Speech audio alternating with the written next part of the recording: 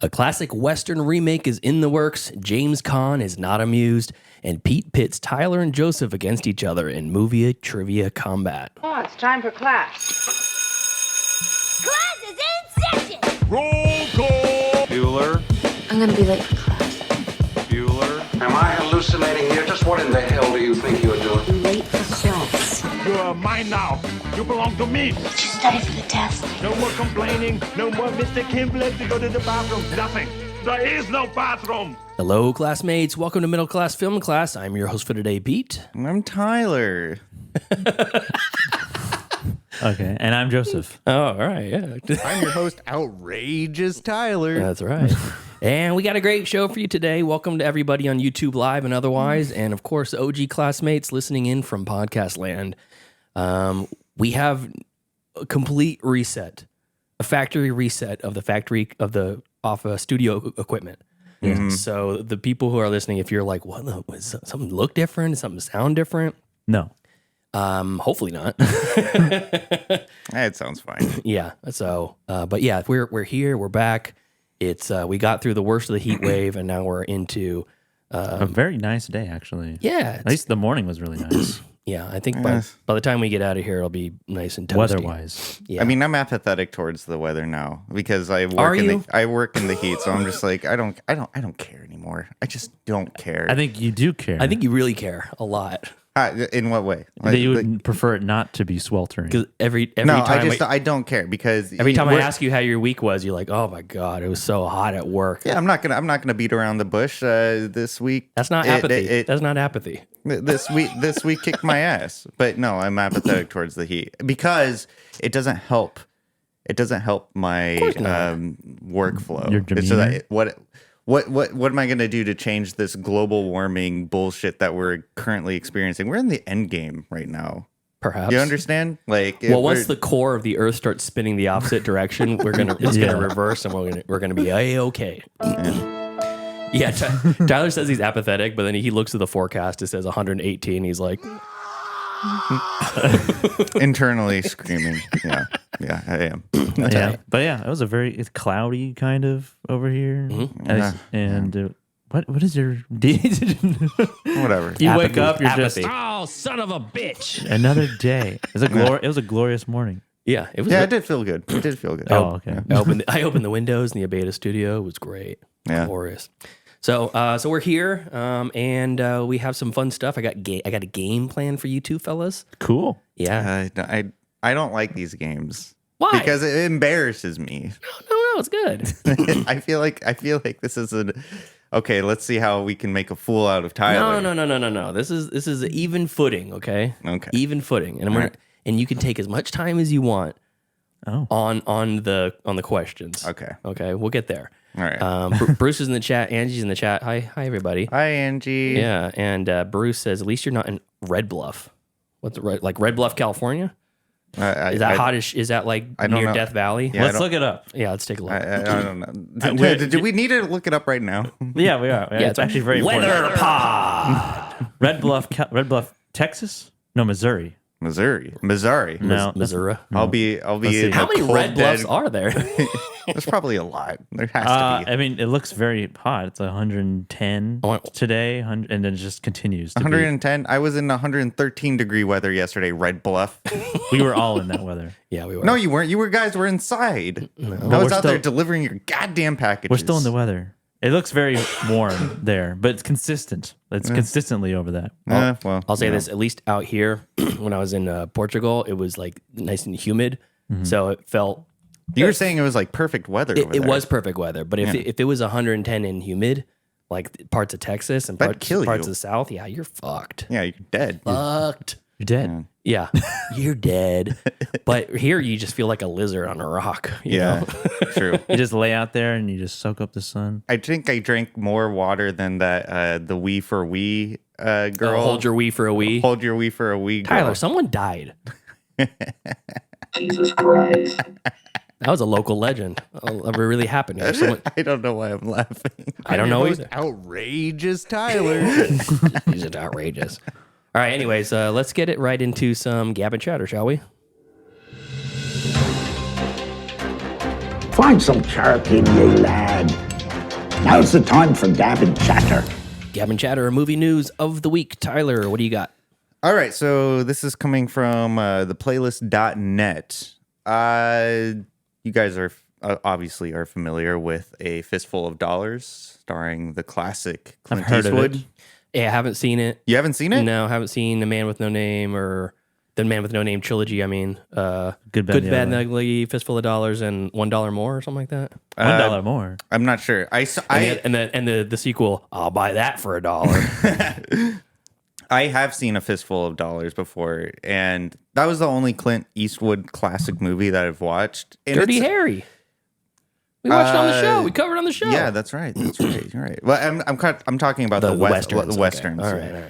All right. Fistful of Dollars is actually a pretty good movie. I really enjoyed it. Clint Eastwood looks badass than ever in that movie, and it's very iconic.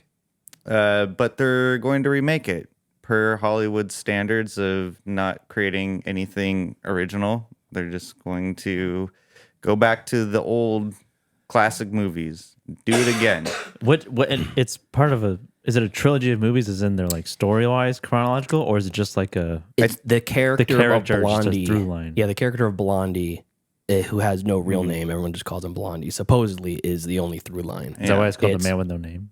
Yeah, well, it's not really called that. That's some people call it the Man with No Name trilogy. Some call it the Dollars trilogy It's like because the Cornetto trilogy. it's Yeah. A Fistful of Dollars, 1964, for Yes. a few dollars more, 1965, and the Good, the Bad, and the Ugly, 1966. That's not a good name for a movie. For a few dollars more. For a few dollars more. For a few dollars more. You can supersize it. I don't want to dipicize it. Well, for anyone who doesn't know about this classic Western movie, the film follows the story of a mysterious gunslinger who comes to a town filled with greed, pride, and revenge. Fistful is of 10 credited as the film to launch the spaghetti Western subgenre. It's also the film that really put Clint Eastwood on the map, which I would, I think it's universally agreed upon that that is the one that put like Westerns on the map, because there's that iconic image of him being in like the poncho with the cigar or rolled up cigarette in his mouth. Mm-hmm. And like he has that, aggressive look to him. He's got that scowl that he kept all the way until Gran Torino when he's staring except for he's staring at Filipinos in the house next to him. So the author of this article, he says, it's difficult to be optimistic about something like this. The original is so iconic in so many different ways. There's really just no way a remake could stand up to the original. And yes, there will be people who say that the remake won't undo the impact of the original film. But honestly, there has to be any number of good Western scripts that have gone unmade. Now, this is kind of segueing into a discussion topic I wanted to get into about remakes, because it feels like it's a little bit more prevalent now than ever. If you think about just going back into the early 2000s and even up to 2010, there was a lot of original movies being made. Okay. One in particular, this is like a really random poll, but one in particular, Shallow Hal. What about it? That's an original movie. It's an original movie. I don't think that movie would be made, despite the weird plot that it. Despite the weird. Can I pause you for 1 second, Tyler? Yeah. Bruce in the chat says, I'm pretty sure Fistful of Dollars is an unofficial remake of Yojimbo. I have never heard of that. So I don't know. Yojimbo? Kurosawa movie. Yeah, it's Kurosawa. Which Magnificent Seven is a other remake of The Seven Samurai. Okay. Yeah, Well, Kurosawa was basically Seven Samurai, not The Seven. He was like the architect of a lot of movies that came out past. So the reason I'm bringing that up and cutting you off is Okay. I looked up Yojimbo and the remakes, and Fistful of Dollars is in there. Okay. That's the most notable one. There's other ones like Incident at Blood Pass, The Last Round, Last Man Standing, The Warrior and the Princess, Bokiri, and Soldier. All basically the same subplot. And then I was checking to see if Shallow Hal was a remake, and I said, Is it? And I typed in, is Shallow Hal a remake? And it autofilled to, is Shallow Hal a remake of Yojimbo? AI. Apparently it is, I guess. Okay. Well, color me surprised. Telling me the main character gets hypnotized into dating a fatty. Yeah. Okay. So, anyways, I was thinking, I mean, You get what I mean. Like it's so they're making like a shot for shot remake, and they're gonna call it A Fistful of Dollars. And so that's They're not beating around the bush. Maybe shot for shot. You don't know that. well, okay, so maybe not shot for shot, but it's gonna have the same title. Yeah. So So I think the discussion I wanted to have was, are we at the end game of like major original content? No. You don't think so? No. Because I mean, after hearing about A Fistful of Dollars being remade, they're really grasping at the straws. Either that, I don't know the motives behind it. I mean, money. Money. Yeah, I already caught myself. But as far as a creative side, is it that they're trying to make Westerns cool again for this new crop of Westerns kids? have always been cool. How dare you? I'm not saying they haven't always been cool. I'm just saying we have. Think about it. When's the last Western that came out? The harder they fall. Okay. Yeah. No, you got me Fantastic. there. Yeah. And, I mean, that's the most recent one, I guess. But you know, Cowboys and Aliens versus Aliens. what was that one? Horizon is in theaters now. The Kevin Costner movie. Bone that- Tomahawk. Oh yeah, I guess. So. The outlaw Johnny Black from the creators know, of Black Dynamite. I guess I should have done a The little bit Lone more. Ranger. The Ranger. What was that one? Bugsy. Bugsy. No, it was the guy. He dressed in white and he, Oh, the Ballad of Buster Scruggs. Buster Scruggs. That's like an anthology Western. Yeah. Yeah. So I mean, okay, yeah, you're right. What's his name? I stand Old corrected. Henry.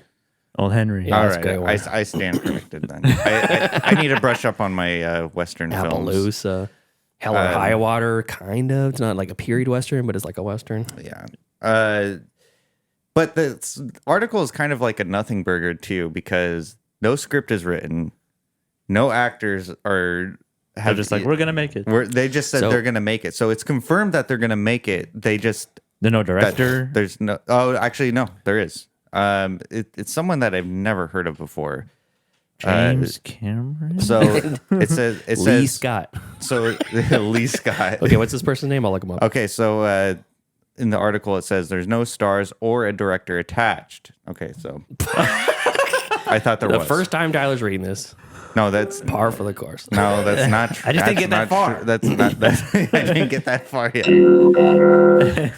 The remake is being produced by Eurogang Entertainment alongside Enzo Sisti. Alongside Enzo Sisti, who worked on the great series Ripley of FPS and Rome-based Jolly Film. Ripley is the Talented Mr. Ripley reboot. Yeah. Oh, not the Ripley's Believe It or Not. No. Okay. No, not What's the that. tallest man you've ever seen? Do you have a pen? When's the last time you rode a bike? I love that. Okay, so to answer your question, Tyler, I think the real reason behind this is there's a difference between a remake, which this is, or something like, I don't know, if they were to reboot, just a pure straight ahead reboot with the same title and the same character names and all that kind of stuff. It happens all the time, right? But then there's a difference between that and something like Yojimbo and Fistful of Dollars. Mm-hmm.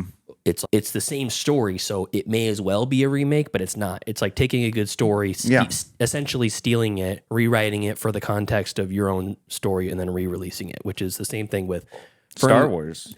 Yeah, Star Wars to Dune, Ferngully, Pocahontas, Avatar, all those, you know, it's like you can repurpose the same story over and over again, but if you don't take the name that goes along with it, that built-in fan base that comes along with the popularity of the original movie is null and void. So if the point is to make money because people know the property, then you're going to steal the name too. Or but then you got to buy the rights.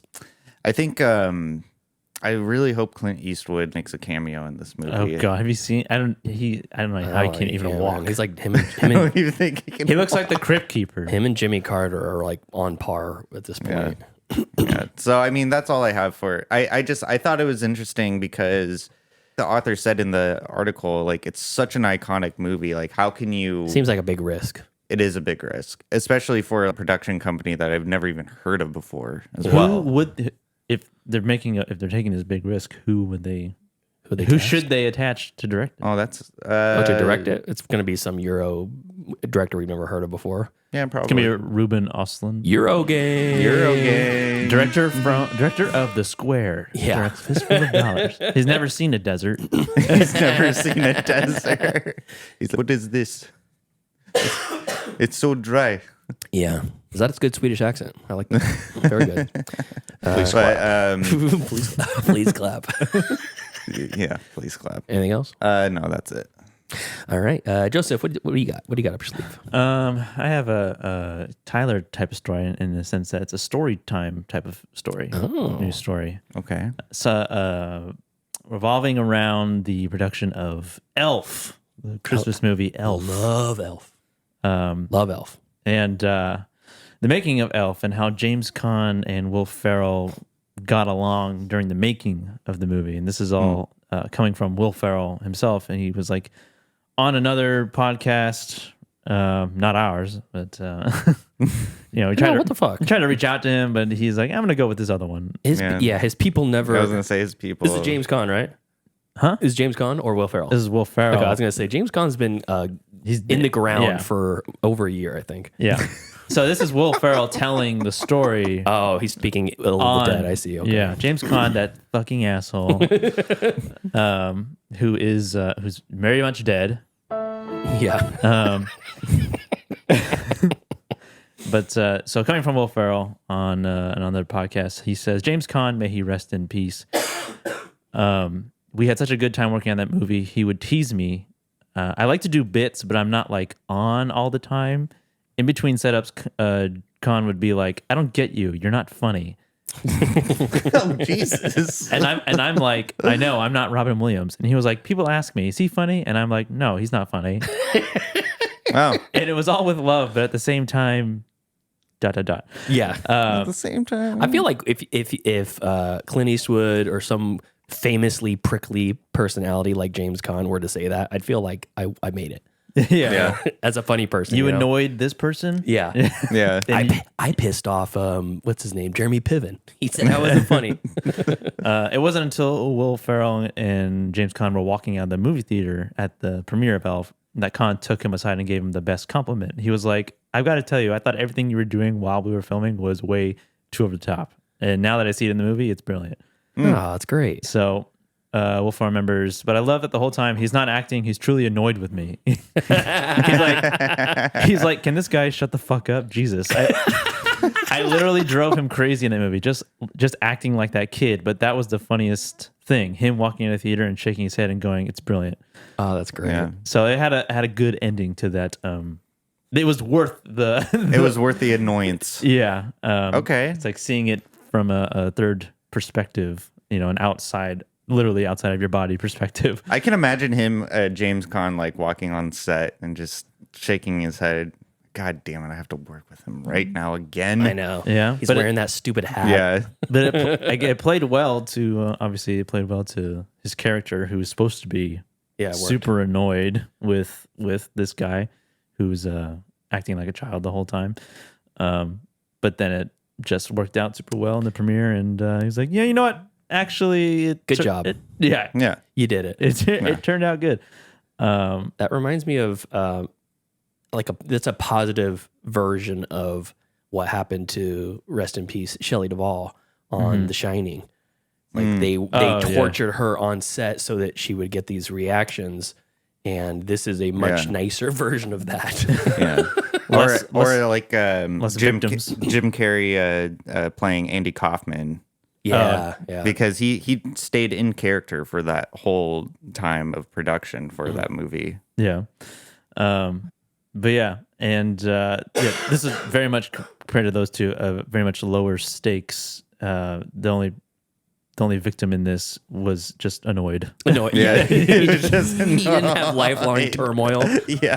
Trauma, turmoil, or any sort of grudges held against someone. Even Charlize Theron and Tom Hardy and Mad Max and Fury Road. What do you mean? How they didn't get along. Oh yeah, on the they making of that set. hated each other on set. Oh, really? But I think we talked about like how they made amends afterwards. Like Tom Hardy sent her like a painting or something. Oh, we did. Yeah, I forgot about that. And it was like his way of apologizing, and now she has it hung up in her. I mean, it's an interesting thing to think about you guys worked on a film set before. I'm going to direct this question to you, Joseph. How have you ever worked with a prima donna on set before? A prima donna? Yeah. I think in low budget movies, most people are pretty realistic. Okay, so here's I've worked with difficult people. Not even in what way? In what way? Like how were Name they them. difficult? First name, Name last them? name. Yeah. Okay. Put their Instagram handle in the show notes. Previous employer. There you go. I mean, it's more just like I've never worked with like a actor or actress or a model or whatever that was like bothersome, really. Mm-hmm. But I've worked with people not on camera who aren't like, oh, don't appear on camera, that are just like, you annoy me. Just like you bother me.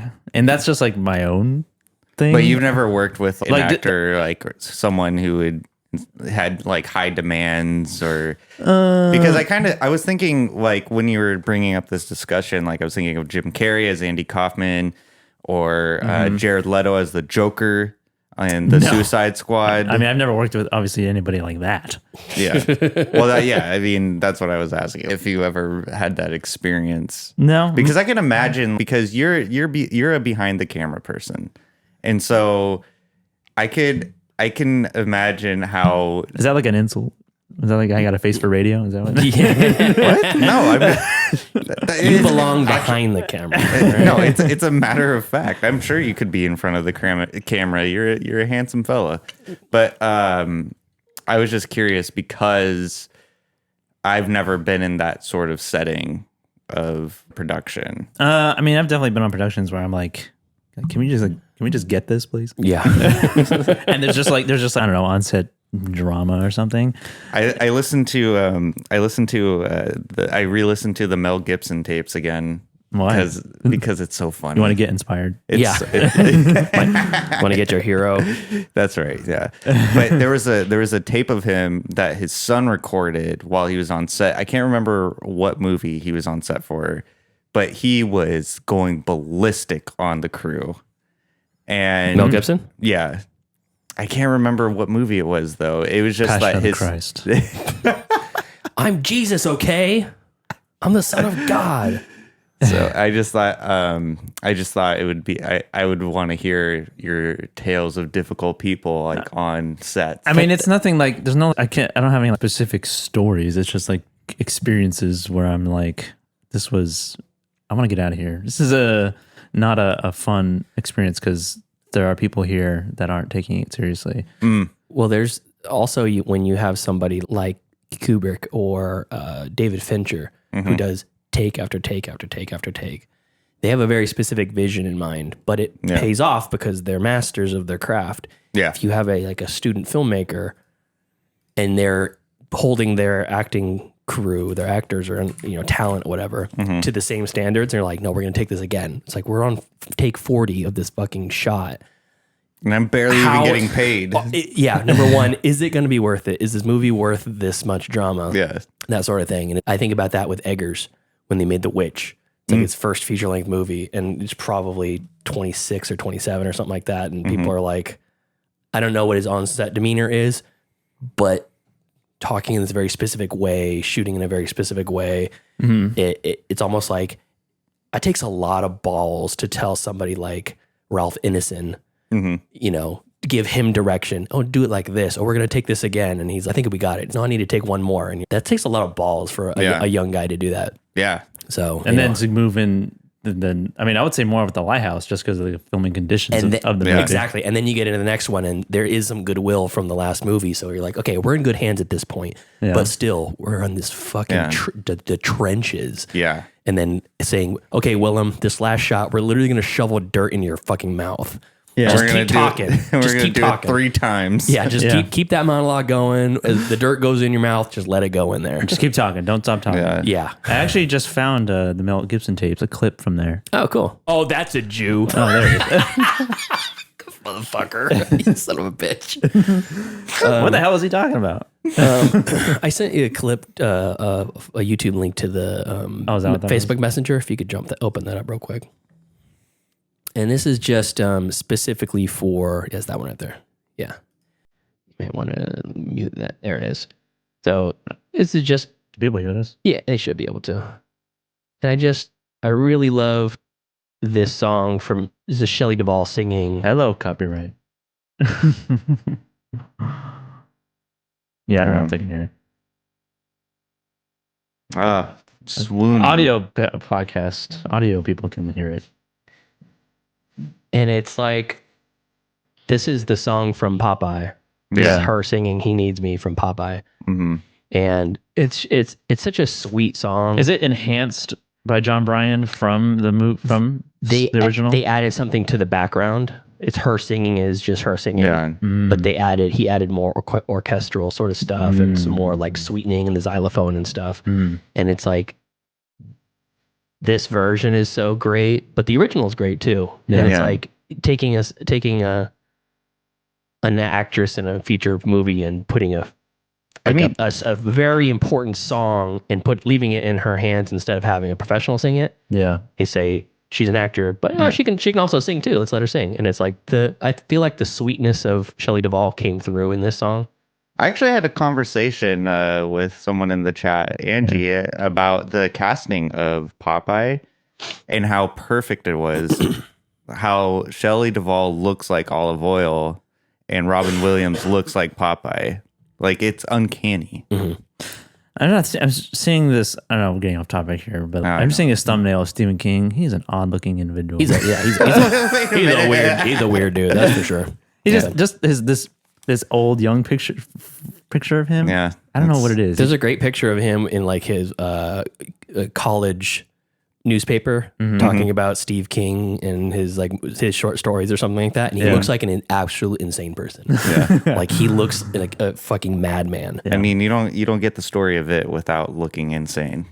Yeah, especially the orgy in the sewer with the children. Yeah, that was. I'm gonna make this 1,000 pages, and I'm gonna bury a children's orgy right in the middle of it. But it's for plot. Why didn't they put it in the movie? Who knows? I wonder why. I wonder why. Anything else you got, Joseph, on that topic? No, that was pretty much it. All right. I sent that picture over to the chat if you want to see the picture of Stephen King. Oh god, it looks like the Geico commercials. The caveman. Yeah, exactly. He does look insane. Ex-campus writer hits it big time. It's the best picture we had of him. It's like we got this guy's on the loose. Everyone lock your doors. Okay, cool. So my story, I don't have a story. I have a game for you, fellas. Yeah, Game time. Oh That's my right. god, It's right. What? Game time. Where's my air horn here? Game time. Okay. So this is going to be... are we pitted against each other? yes, we're pitting against each other. Oh, okay. And you guys get to choose. Pitted. Totally pitted. Oops. What happened here? Oh, I deleted this. Okay. I deleted the game. Game's gone. It's gone. Thank God. Okay. So I have... these are movie taglines, okay? Like on the posters or something? Yes, and I'm going to give you some examples. And I have 11 of the best movie taglines and 11 of the worst movie taglines. In your opinion? So says the internet, and okay. you'll probably agree. Okay. Well, some of them are a little iffy. But you guys get to choose whether or not you want to pick from the best ones, which might be a little bit more recognizable, or the worst ones. The worst ones are going to be worth 2 points, and the best ones are going to be worth 1 point.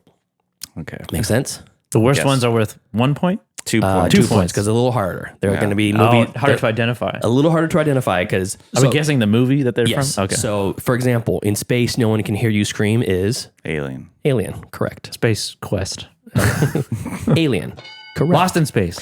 So that would be a 1 pointer, or something this is not on the worst, but it's a little bit harder to. It's not as well known. There's more than one way to lose your life to a killer. 7. This is from the worst list. This is just an example. I would probably put it in the worst list. Killer. Is that the? No, I wasn't saying that was the movie. I was just thinking out loud. What? That was your official answer. And okay. the movie was Zodiac. Oh, Yeah, not a great sucks. tagline. That yeah. sucks. all right. Okay, so Tyler, you can go first, and you get to Okay. choose. Do you want to do it from the most notable ones or from the worst ones? 1 point or 2 I'm points? gonna go 3 up on this. I think I'm gonna yeah, go. please do. I think I'm gonna go with the best ones first, Okay, just to make it easy on myself and right out of the gate. Tyler and Joseph. All right. Okay, so most notable. Here we go. First one. I can't say anything. No. Okay. An adventure 65 million years in the making. Oh, 5 million years. An adventure. What movie? In an adventure, 65 million years in the making. can I May steal? I have a delicious drink of my coffee here? Yeah, Jurassic Park. Wow, you got it right off the bat. All right, that's 1 point for Tyler. Please clap. There we go. All right, Joseph, do you want the most notable or least notable? 1 point or 2 point? Let's do the most. Notable. Okay. All right, next Just to one. get me on the board, maybe. All right. All right. Just when you thought it was safe to go back in the water. Oh, is it Jaws? Oh, It's Jaws 2. Jaws 2. I guess back in the water. Back in the water. Damn. Jaws 1 is you'll never go in the water again. Oh, All right. stupid, Stupid idiot. All right, Tyler, it's you. All right, let's do the least notable. Okay. Is it least notable? Least notable. This is the bad ones. When he pours, he rains. What? I'll give you a clue. Okay. He pours. He rains. I'll give you the year of the movie just because this. Let's see here. We can look it up here. The year of the movie is 1988. Jeez. Okay, so can you read me the quote again? When he pours, he reigns. Reigns is like a king. Reigns like a king. Yeah. He pours. He rains. He pours, he rains. He pours. Pours. That one When sucks, he but- pours, He pours. rains. He reigns. When he pours. He rains. Oh, wow. Oh, I feel like I have a guess. Yeah, I give up. Tyler, no guess? I'll guess. Joseph, you want to guess? Is it cocktail? It is cocktail. I would Good not. pull. I would not. I would not. I was like Good pours. pull. I was like, it's like a barista or something. Yeah, But it was like he. barista. Movie about a coffee guy. No. All right, Joseph. Best or worst? 1 point, 2 point. Let's do best. All right. What do you get for the man that has everything? I'll give you the year of this one too. What do you get for the man who has This is from 1997. the man who has everything? What do you get for the man that has everything? I mentioned the director just like less than 5 minutes ago. Less than 5 minutes. Yeah, well, maybe 10 minutes ago. Oh, I feel like I'm cheating because the chat's right in front of me. Oh. And someone guessed. Is it the game? It is the game. Okay, well, thank you. Angry Otter. All right, minimize that chat. Yeah. Good Minimize job. it. Good job, Otter. You get 1 point. No, 1 point. That's for you. 1 point. Okay. All right. So far, Bruce is 2 for 2, and so is Angry Otter, 1 for 1. All right, Tyler. Let's do best one. Best. Okay, most notable. All right. You don't get to 500 million friends without making a few enemies. Social Network. Yeah. Got it. 1 point for Tyler. All right, Joseph. Let's do worst. Let's go for it. Worst. All Let's right. try. Now we're talking. All right. Collide with destiny. That's it? Yes. Collide with destiny. I'll give you the. Since I was doing it before, I'll give you the Collide. year. This was 1997. Also. Also 97. Yeah. It's a very. Isn't there a sequel to the game? the collide. Collide with, and this is again very bad tagline. when you hear the movie, you'll be like, "This is fucking stupid." Collide with destiny. Collide with destiny. Collide has to do with Yes, something about a plot collision of the movie. course. Is it There's two movies I have in my brain 1997. that are very similar. I think they came out around the same time, Okay. like Volcano and Dante's Peak. Okay. But I have to pick one of them. Yes, pick one. Collide with Destiny. 1997. If I'm even correct, I have 50-50 chance. Just pick one. Is it Deep Impact? Damn.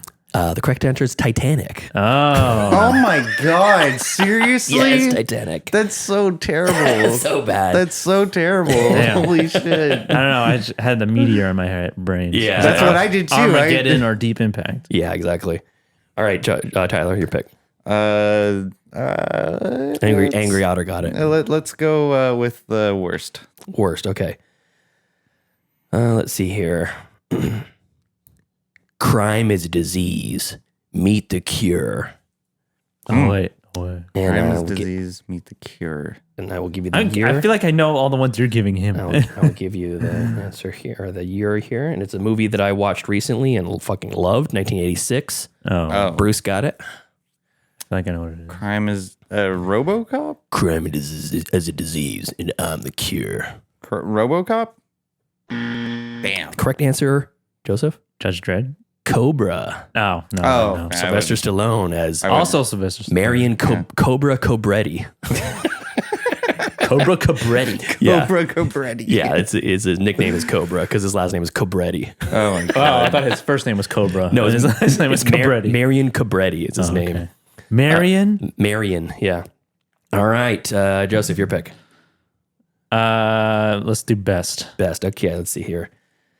Mankind was born on Earth. It was never meant to die here. Interstellar. Interstellar. Tie game, 2-2. Okay. All right. Tyler. Let's do best. Best. Okay. Whoever wins, we lose. This is a little tougher one. Whoever wins, we lose. Yes. Whoever wins, we lose. And think about it in terms of this. You're like, who wins? Or someone fighting? You know? Is it Planet of the Apes? Bang. No, this is Alien versus Predator Oh. Oh, because they're fighting. It's a yeah. fight. That's Whoever yeah. wins, Earth Yeah, loses. that makes sense. Okay. That- All that right, makes Joseph. sense. Let's do worst. Worst. All right, worst. All right. This time it's personal. Tyler might know this one. I think Tyler might know this one. This time it's personal. Yeah.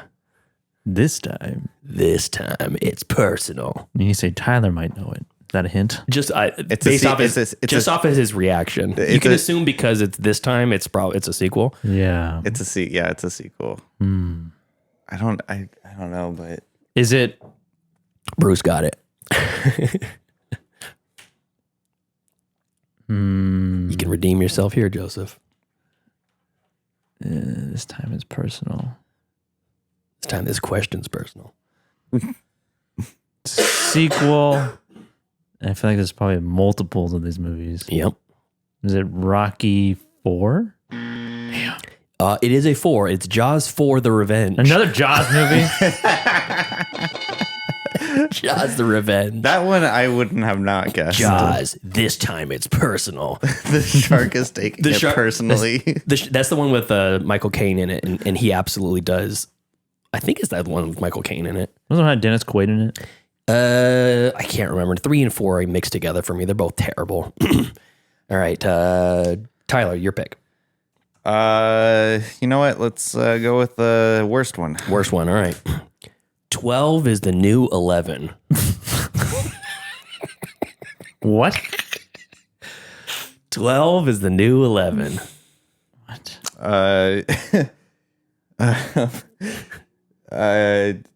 Remember, you're going to have the title of the movie, and then 12 is the new 11. 12 is the new 11. Is it Oh, wait. 12? I feel like I know what it is. Is it Bruce got it again. Bruce is on fire. 12? Oh, no, I can't remember the name of it. Does it? Shoot. 12 is the new 11. 12 is the new 11. Joseph, you think you got it? I mean, I think just based on the slogan. Okay. Or the whatever. Hold on. Tagline. Hold on. One Yeah, second. wait, you're going to go to your phone? You can't go to your phone. Let me look it up. Put that thing down. Hold on, let me Google it real quick. I give up. Joseph. 12 is it 11? Is it Ocean's 12? It is Ocean's 12. God damn it. All right. That's terrible, It's but terrible. it makes sense. Yeah, exactly. All right, Joseph, your pick. Best. Oh, sorry. Hold on. Let me turn my volume down here. There we go. All right. Life is in their hands. Death is on their minds. Life is in their hands. Death is on their minds. Death is on their minds. Yeah. Life is in their hands. Death is on their minds. Life is in their hands. This is a classic movie. I'll give you the year. Classic movie. Yeah. Death is on their mind. 1957. Classic movie. Jesus. I'm not going to get this. Life is in their hands. Yep. They're soldiers. Maybe. Why would life be in their hands? How are they responsible for life? 1957. Bruce got it again. Bruce is sweeping the board. Life is in their hands. They're pilots. They're ship. There's pilots. They're ship captains. Life is in their hands. Death is on their minds. Yeah. This is a chamber piece movie.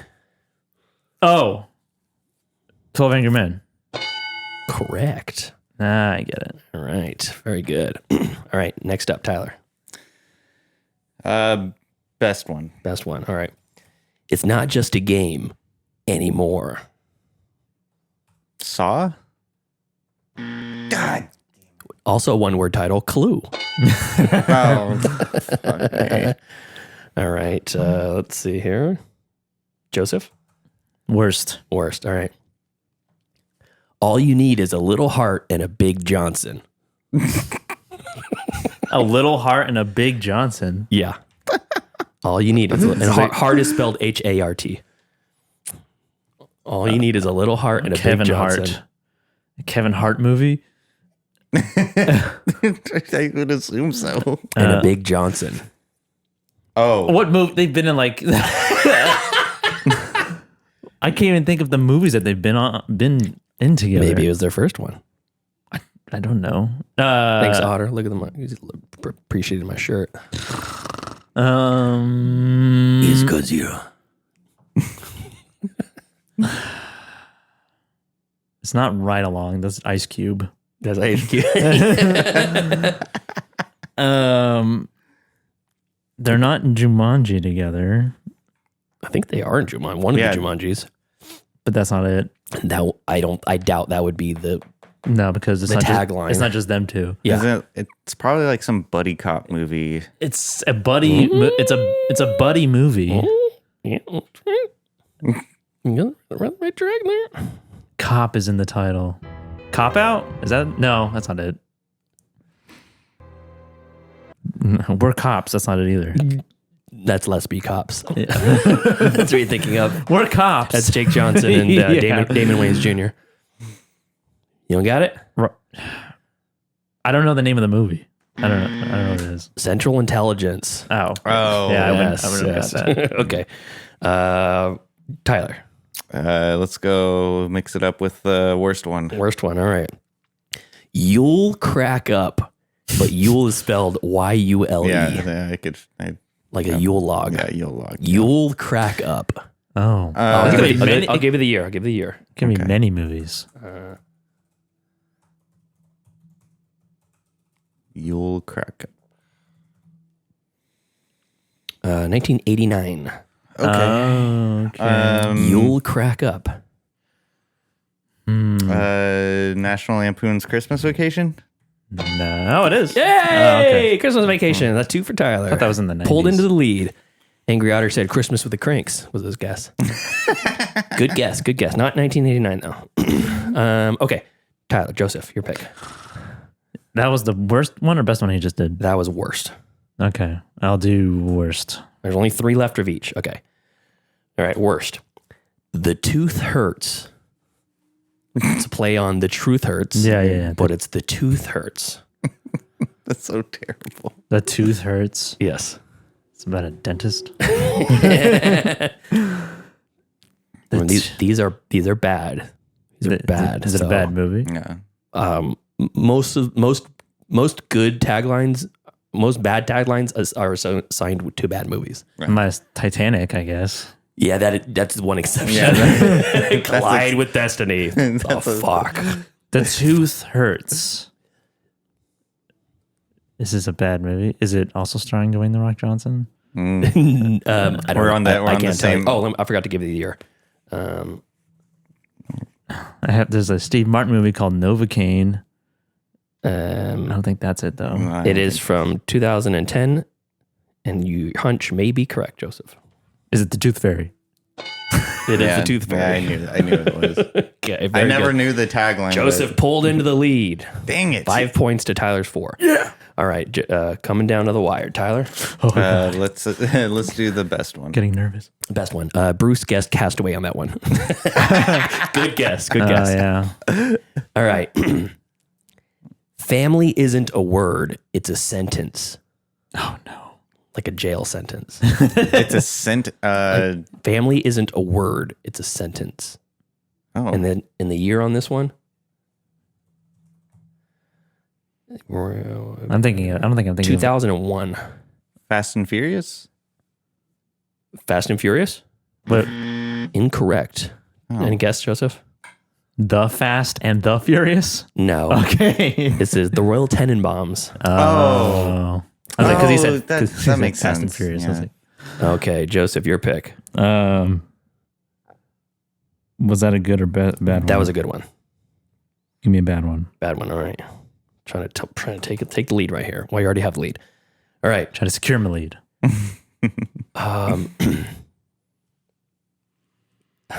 Okay. When these three oddballs try to play hardball, the result is totally screwball. What?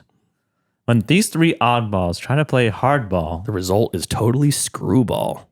this is some really bad comedy, it sounds like. Yeah. Sounds like it. I will say I like this movie. It's arguable whether it's a good or a bad movie. And let me give you the year. I feel like I have an idea. 1989. Nope, I don't have an idea what it is. When these three oddballs... Wait, is it Three Amigos? No, it's It not. is not. I don't know why they said 3 because there's a whole team of them. This is Major League. Oh, Oh. that threw me off. I was going to say Benchwarmers. Yeah. Yeah, it's that's what Angry Otters also guessed, Three Amigos. Okay, so no points on that one. We only have one bad one left Okay. and 2 good ones left. Tyler? Okay, I'll take the last bad one. Oh, no. All right. Yippee-ki-yay, Mother Russia. Yippee-ki-yay, Mother Russia. Yippee-ki-yay, Mother Russia.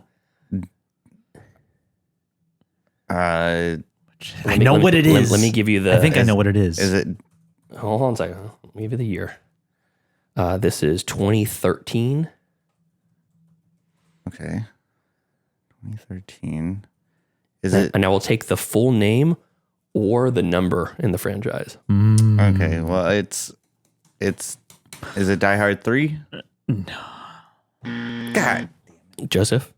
I don't know the actual... I think this is Die Hard 5. It is Die Hard 5, A Good Day to Die Hard. Yeah. Yes.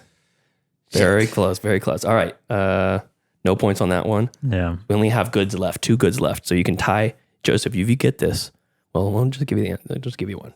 Okay. Just give me one. Thank God it's only a motion picture.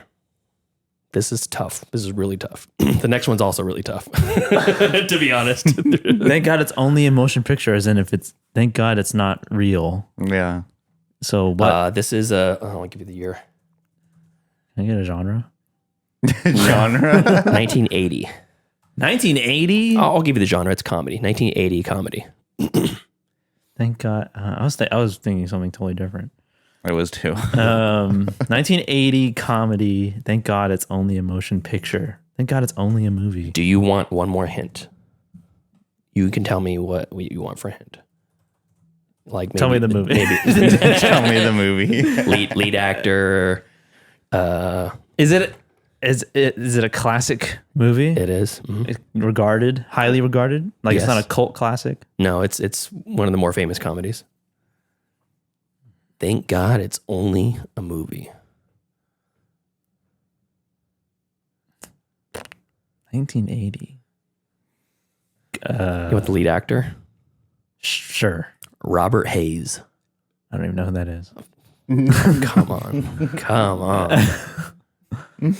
Well, good thing you told me because was gonna say something else. I need a guess. Okay. Robert Hayes. Is it Animal House? You're on the right track. It is Airplane, though. Oh, Thank God it's only a movie. Airplane. All right. that's That's a tough one. could be literally anything. Yeah. All right. All right. Last one for you, Tyler. You can tie here. If you only see one movie this summer, see Star Wars. But if you see two, see blank, which is the name of the movie. Oh, And I'll give you the same guess. Same. 79. Is it Spaceballs? No, hold on. No. I'm going to give you the same hints that I gave Joseph. All right. From 1997. It is also a comedy. And the lead actor is Mike Myers. You said 1970? 1997. Mike Myers, 1970. I was like, I Married an Axe Murderer? Austin Powers, International Man of Mystery. Oh, well. Joseph wins with 1 point. Huzzah. 5 points to 4. Woo! That was a fun one. Came down to the wire. Some of those were very difficult. Yeah, those. Yeah. I don't pay attention to posters that It's closely. It's weird. Yeah. You don't really ever hear them anywhere. It's only typed on the Yeah, poster. Exactly. Yeah. That was fun. Yeah, it was good. So Collide with Destiny. collide with destiny. That's right. Passion of the Christ. Oh, that's a Jew. Oh dear God. All right, you guys ready for some streaming picks? Yeah. Movies. Wanna watch a movie? Yes, I do. Disney Plus. Oh, HBO Max. If I don't get the pick, show's over. I have grown accustomed to Hulu Plus. Amazon Prime. I like Netflix. You found the pick. Streaming picks, movies that we watched this week on our streaming services that you can watch on yours too. Tyler, lead us off. All right. This is streaming on Amazon Prime. Speaking of The Witch, I rewatched The Witch. Oh, It's it's a mitzvah. Well, so I wanted to, like I did last week with The Lighthouse, my beloved Lighthouse. Yeah. I wanted to watch this movie objectively because I hold The Witch in very high regards. And so I decided to start. I think I'm starting to go through all these movies that I say are my favorite movie, but start looking at them in a different light instead of just being hypnotized by the greatness that I perceive these movies to be. Sure. And so I noticed that The Witch was on Amazon Prime, and I had a really late night, and there's no better way to watch this movie other than lights out, and you're just watching it in the dark because of the nature of this movie. Mm-hmm. And so I am going to read my review on Letterboxd. All for right. this movie. Tyler reads his own Letterboxd reviews. This is me, myself, and Tyler. All right, let's hear this. So how long did it take you to write this review? All night. It didn't take all night. I didn't write an essay. Okay. I gave it a 5 stars and a like, obviously. Obviously. Not obvious. Not obvious. So I go on to say I have seen. You didn't even start yet. You don't go on to say anything. So go on to say. Yeah. I start and then I go on and then I finish. I'm finished. All right. I've seen this movie a few times, but I wanted to watch this movie objectively. It's a slow burn, and if you know me, you know my fear of evil witches, which is why I love it, because Eggers realized my fears on screen and in a masterful way. It's shocking. The dialogue makes you have to pay attention, and the cinematography is great. It makes you feel despair. The ending is chilling, and overall, a great movie to watch late at night. I think the pacing towards the middle part lacks, but overall, this movie will be beloved. And so what I meant by that is, I think going down like the history of cinema, like I was thinking also about the movie Bridge on the River Kwai, how that movie wasn't, I don't think that movie was really popular when it came out, but it's like a beloved movie now in our modern age. Mm-hmm. And so I think with The Witch and like The Lighthouse, I think those movies are going to be regarded as like cinematic classics. And with The Witch, I think that I don't know what Eggers does to pull the performance out of those actors, but it's incredible. Mm-hmm.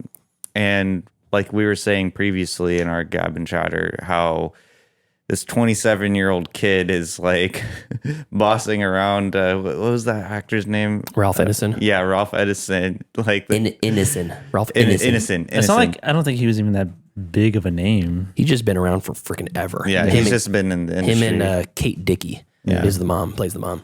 And yeah, she is. And so I thought when I was watching this movie, I was thinking to myself, I usually regarded this movie as a really good winter movie because it's kind of like set in like the fall, like winter seasons. But I was watching it in the heat of our summer, and it's still a good movie to watch at any time, but you have to be completely in the dark. Mm-hmm. You have to be completely in the dark. You must. You have to. No other way. Don't even try it. Don't even fucking try it. Don't even try watching it during the day or an afternoon. No. You should be watching it in a deprivation chamber. Now that would be an interesting experience. This is he was 31 when he made this. Oh, okay. Well, that was pretty close. 27, 31. I mean, like, I'm 32 and I haven't made something like The Witch. What does that say about me? You haven't? Are you sure?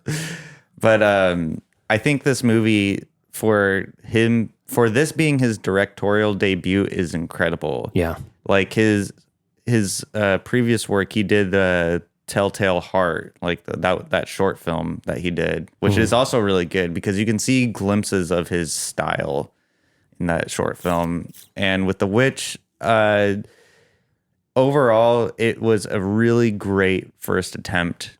I think that he kind of lulled a little bit, like I said in the review, that in the kind of like towards the middle part, it kind of got a little boring. But the horrifying parts that he portrayed were really horrifying. And he comes right out of the gate in the beginning with the mashing of the baby. Yeah. Like that. He does not hold back at all. And it still shocked me. It still shocked me because I've seen this movie 3 times. And so upon like my 4th viewing, it still gets me. I'm just like, holy shit. It's she Yeah. And she smears a baby all over. Yeah. In the peekaboo sequence with Anya Taylor-Joy was just it's chilling. It's because great. He does this shot where after the baby returns and she like looks into the forest after it disappears. Yeah, after it disappears. And it just sends a chill up my spine. It like pans up and you can see just a couple leaves moving. Yeah, it's great. Yeah, I mean, like I'm getting chills right now just thinking about it. That I don't know how that little boy can act so well when he gets possessed. And it's interesting too because Eggers really captures the idea of when you're growing up as a boy and you have no female contact except for your sister, like you start... And you just really want to get one off. Well, because like in the olden times, that's kind of what it was. It's like, it wasn't like they didn't have Tinder or anything, and they were banished to the woods. That family was banished to the woods. They didn't have Tinder. They were out in the woods. What do you want them to do? Not jack off to his sister? Well, so that's what I'm saying, though. It's like he didn't do it in like a perverted way. It was like a very realistic way of like showing them growing up. The twins were horrifyingly annoying. Yeah. And sadistic. And so I think this movie was a very good and I know we reviewed it on the show already, but I wanted to revisit it because I hadn't seen it in a while. And so when I saw it on Amazon Prime, sister was a witch. This is perverted. This is creepy. So when I saw it, I was just scrolling on Amazon Prime, and it like came up on my feed, like one of the first movies that came up on my feed, and I was like, you know what? Yeah, let's watch it right now. Let's do it. Let's watch it. I like you describing how you found it is just me imagining you like you're just hitting X or OK on the remote just like multiple times until a movie plays. Just like X, open Amazon Prime, X, first movie, watching. Like no scrolling or anything. It's just that was the first movie. Boom. I just saw it and I just clicked on it. Yeah, that's funny. I mean, more or less, that's kind of what happened. That's pretty much it. I mean, that's it. But I'm really excited, and I think also too I'm really excited. I'm really excited. Sorry, I'm getting ahead of myself. I was I watched the Nosferatu trailer, and so it kind of got my motor revving up. I was like, all right, let's get into this. So that's streaming on Amazon Prime. And yeah, I didn't really watch a whole lot because I was working. I worked like 12 hours like all week, so I was pretty exhausted. I didn't really want to watch shit. Over the course of the whole week, 12 hours? Damn. Yeah. You would have. I mean, that's how you work at least 40 hours. I was gonna say that's how fast I work. I was working 12 hours every day. I make my love too. Yeah, that's in and out before you even know it. New personal record. So no payoffs again. But so anyways, so with The Witch though, I think that there was a little bit of a pacing issue, like in like kind of the middle part of the movie, but the payoffs for the scenes that really are like iconic really pay off. And so I still hold it in a very high regard. And yeah, that's clearly 5 stars and I like, obviously. Mm-hmm. Cool. Anything else? That is it. So no payoffs from either of our stream picks. No. I know. I mean, I feel bad about it, but I was too tired. I don't care. Do you revoke your commitment? I'm not revoking my commitment. I was just tired. I would literally have passed out on my computer chair had I not watched The Witch. Well, I mean, that's a little bit different. No, it's not. You could have watched one of our streaming picks instead. Like I said, I wanted to watch something that was comforting. Like The Witch. Like The Witch. The thing that you're scared of the most. Scared of the most is The Witch. Well, I mean, you got me there. I feel like rewatching movies is like when you go to a restaurant and you order the same thing you ordered last time that was really good. Because you're like, if I'm going to spend $16 on lunch, yeah, I want to at least know I'm going to like the food. Sure. If I want to invest 2 hours and 15 minutes of my time to watch a movie, because I'm legally obligated to for this goddamn podcast. Wait, there's a legal aspect to it? I had no idea. Yeah, we're going to come to your house and take you away if you don't. There's a fine involved. Garnish my wages. That's right. But no, they've been garnished the whole time. That makes sense. Yeah, that's right. But yeah, you're like, if I'm going to waste or invest that time, I want to know it's something I like. So I can appreciate that. But you made a commitment. I know. So are you gonna revoke your commitment? I am not. Okay. Then next week you're gonna come with a movie, one of our streaming picks. Yes. Okay. Don't look me in the eyes. Don't look me in the eyes. No, someone just shit-eating grin on your face. Shit-eating grin. No, someone just put up something in the chat and I looked over. Yeah. Don't worry about what they're saying. Yes, I will. Yes, okay. I will. All right. If I don't have to work 12 hours for 5 days straight. No. It just you got fit in the 7 Witch. days. 7 days. All right. Yeah, 7 days. You don't work Sundays. That's what I'm saying. I'm giving you the out. You could say, you know what? It's going to be busy. It's hot. I'm going to be so tired. I can't commit to that. That's all I got to say. Or I don't want. No, I'm not giving up. I'm not giving up. You gave up the last 2 weeks. I'd have. I know. Did you finish that documentary? I did not. Okay. I tried to finish it. Black Metal Veins. It was too metal for you. It's man. Should do a commentary. No, you don't want to watch this movie. This movie is just too dark. It's too depressing. And that's coming from me. Like, it's too depressing for me.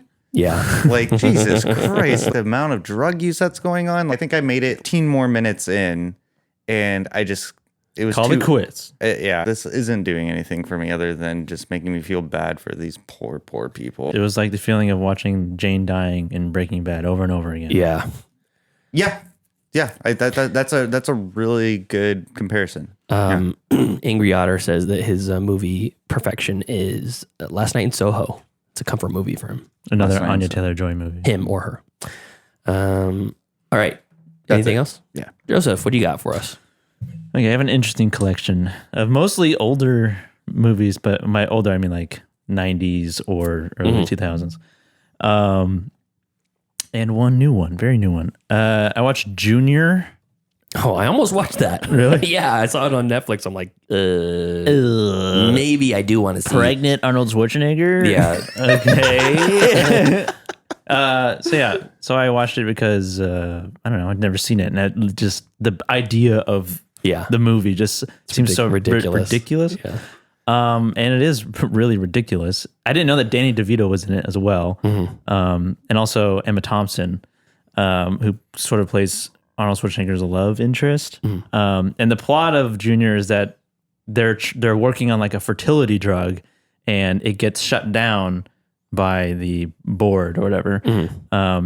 And so their funding gets cut. And so they're like, Arnold Schwarzenegger is like the lead scientist behind it, and Danny DeVito's character is the main backer for the project. It's been a long time since I've seen it.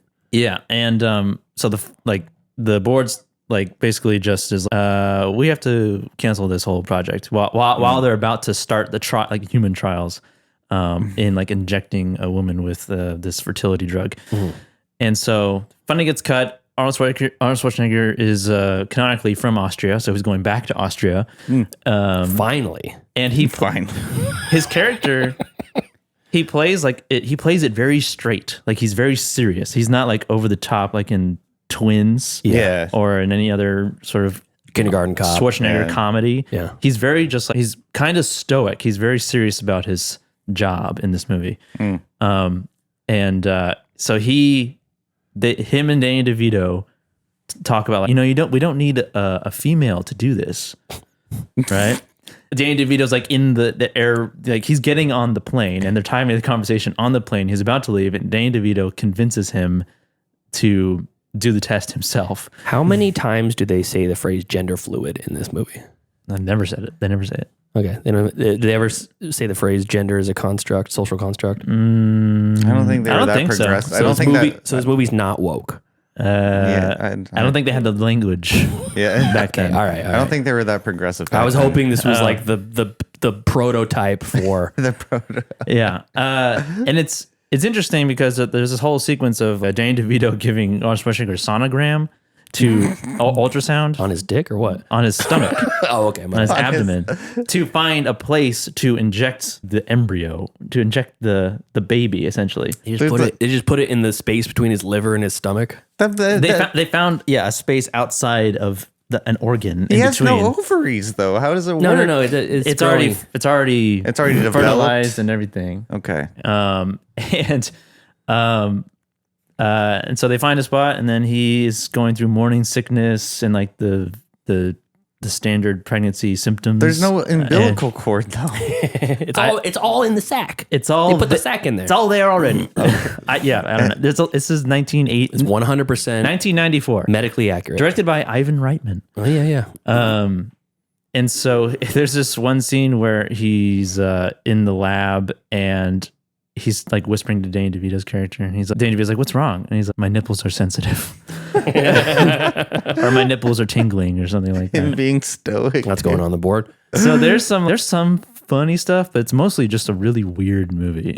It's just a very bizarre storyline. Bunch of cocaine involved going into this production. Ivan Reitman. Yeah, and I think it's worth your time. I probably wouldn't watch it again. But again, I probably wouldn't watch Twins again either.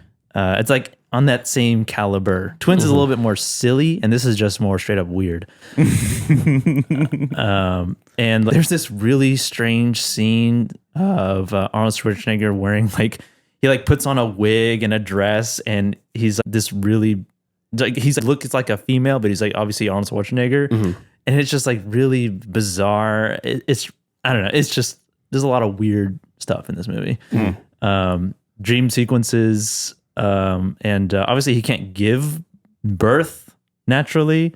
And But like, how do they get it out? like a cesarean. And there's a scene where he's well, he doesn't have to carry the baby like to term, like to birth.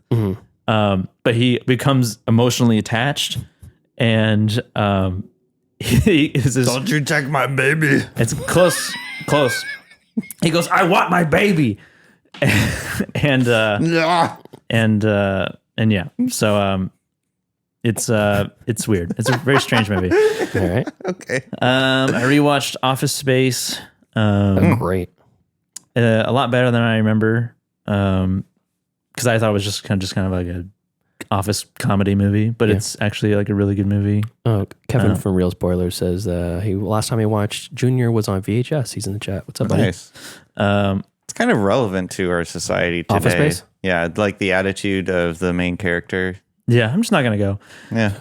It's just streaming on Hulu. Junior's on Netflix. Streaming on Hulu, directed by Mike Judge, and I haven't seen this movie in a really long time, and I completely forgot about how he changes his attitude. Yeah, is because of the hypnosis. I was like, oh, I forgot that was the entire inciting incident. Deep down, way back. Yeah, He has a freaking heart attack.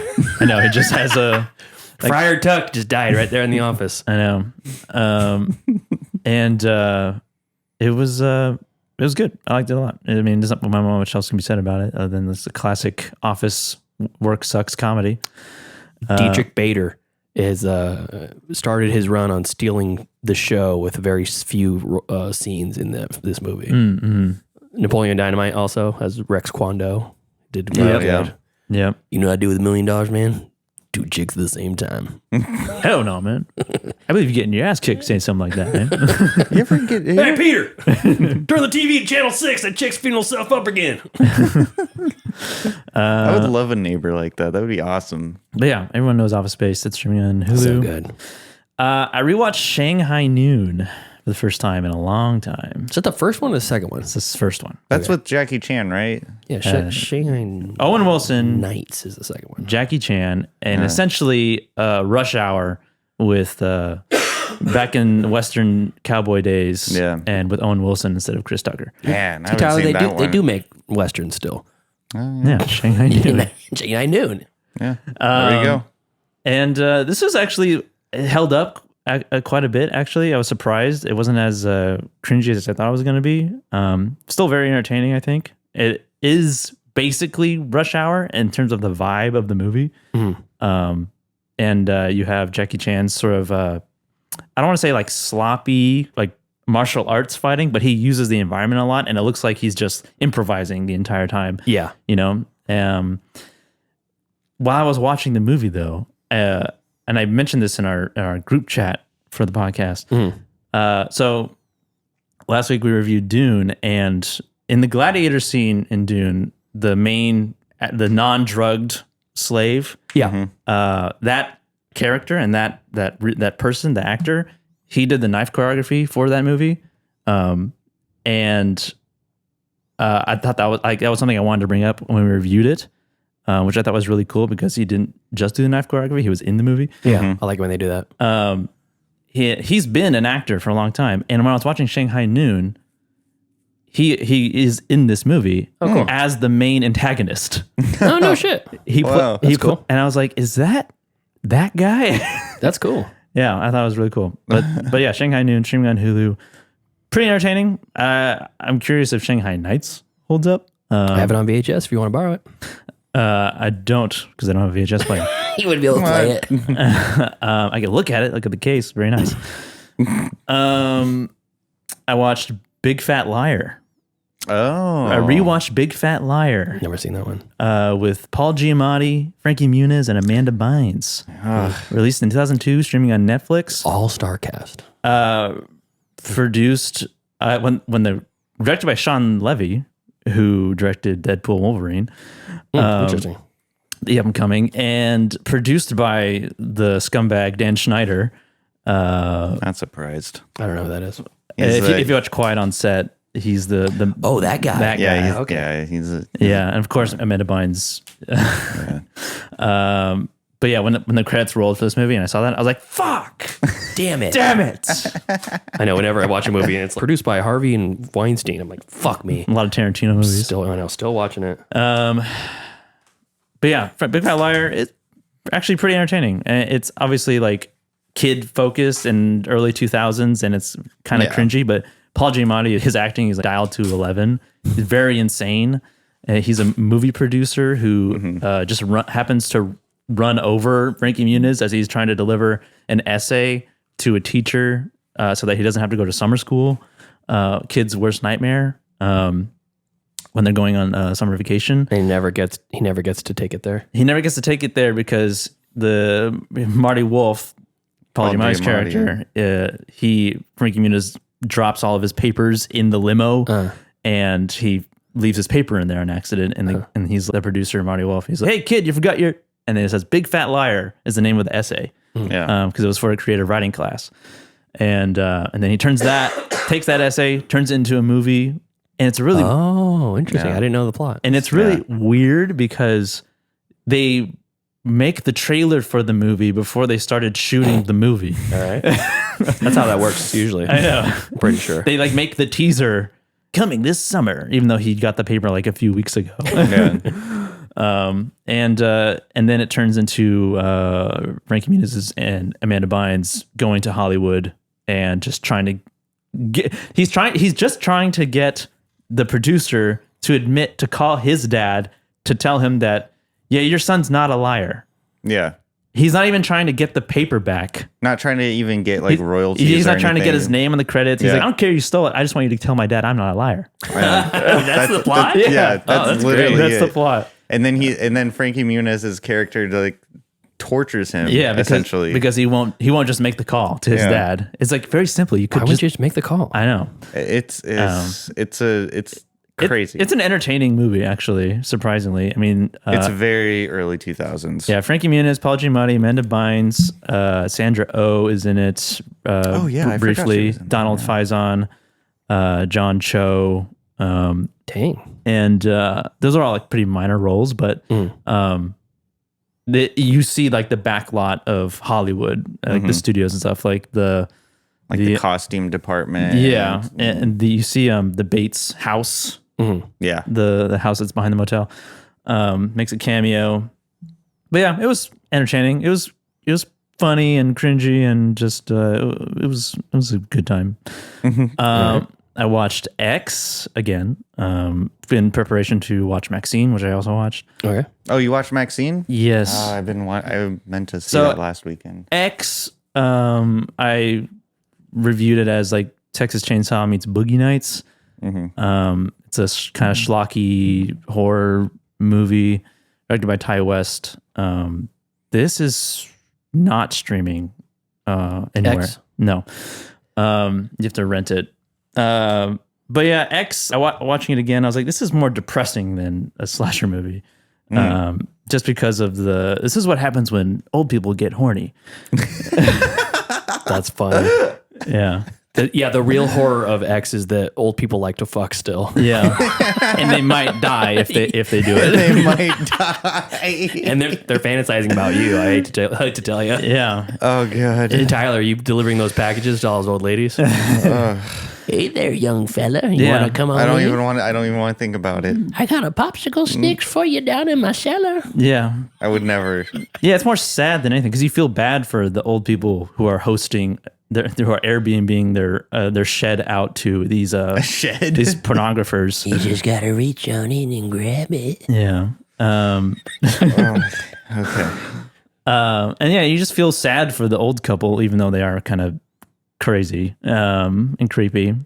But she just wants attention, you know? She just wants attention. She just wants affection. Yeah.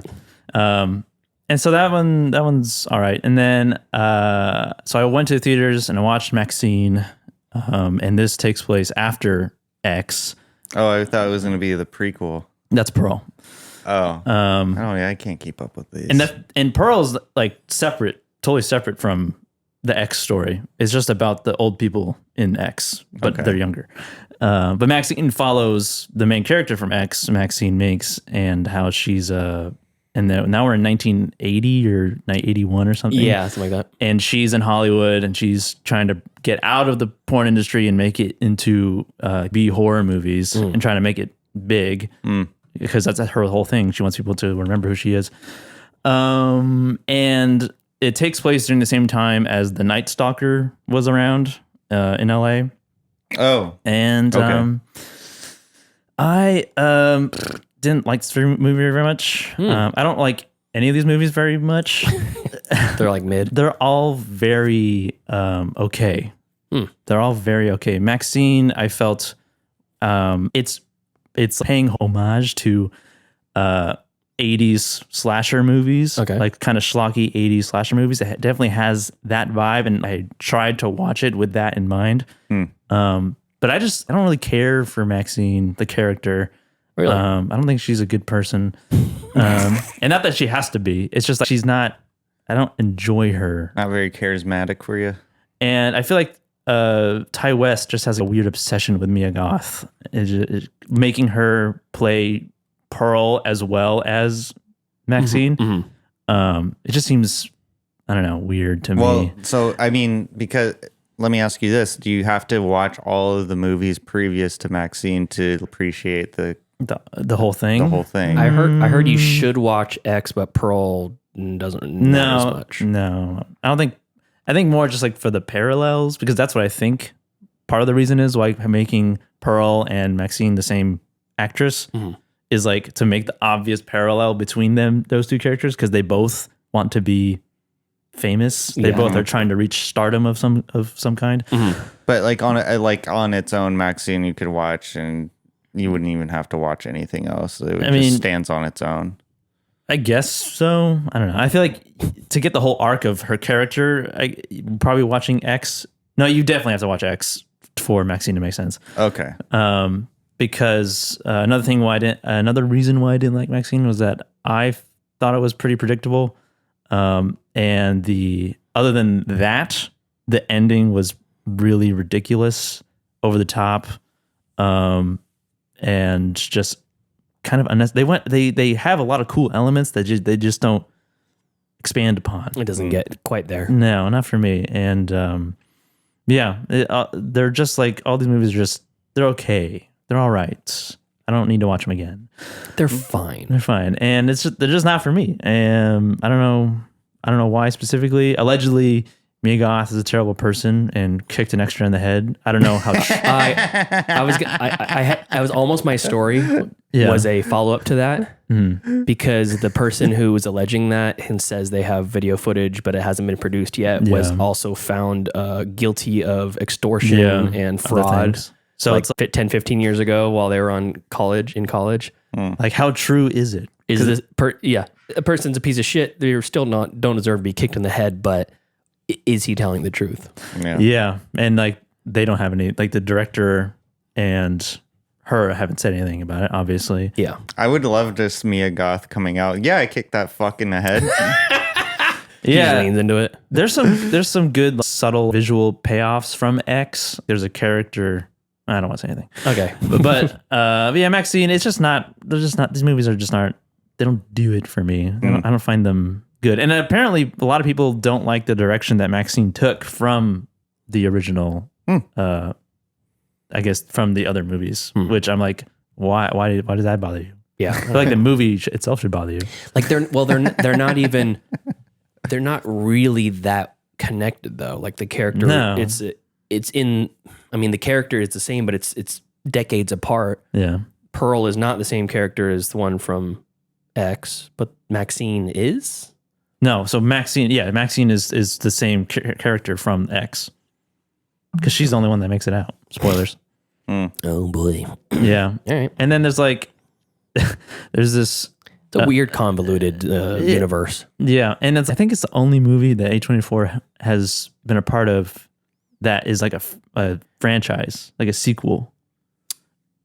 I guess I never think about it. Yeah, I know they have The Souvenir. That's like a part 1 and part 2, but I don't know what those movies are about. Souvenir. Yeah. but I can't think of any other movies that they have that are sequels to those movies. Yeah, I can't think of any either. But yeah, it was all right. Maxxxine was all right. I feel like you could wait to watch it at home. I really liked Pearl more than X. I thought X was like it's like a good modern slasher take. But one of my favorite 2-star reviews of X was, who would hire a 92-pound mic operator, like boom mic operator? She's like this. Jenna Ortega. She's Jenna Ortega's over here with the boom mic, and you're like, are you going to be able to hold your arms up for the whole scene?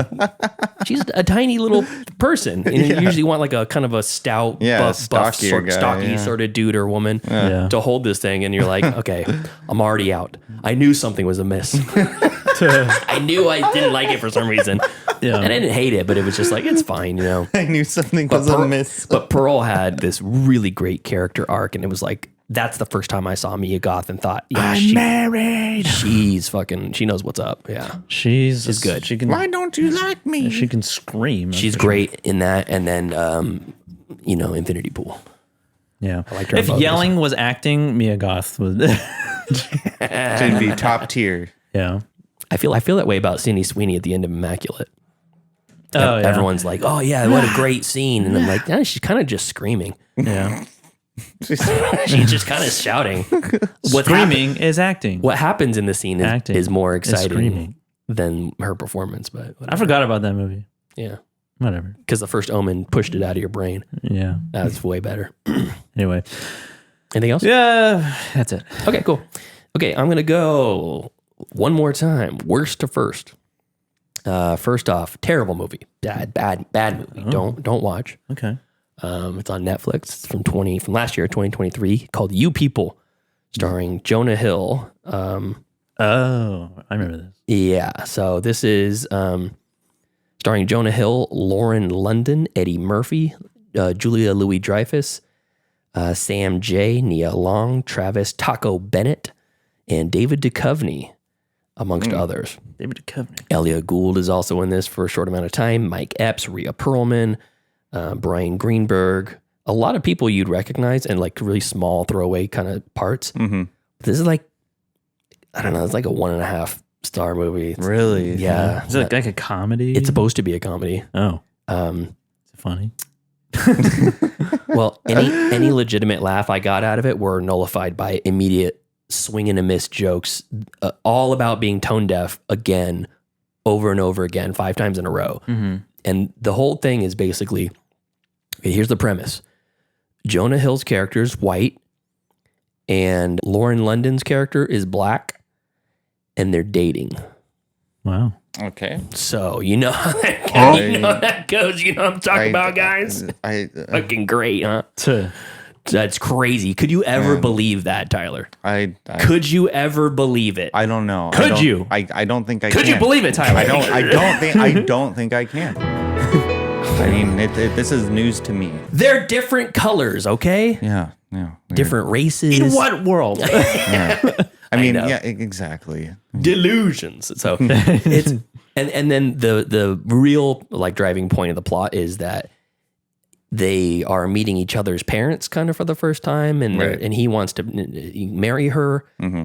And every joke in the movie is how tone deaf the white people are to the black people, and then how tone deaf the black people are to the white people, or rude they are to them on purpose. Okay.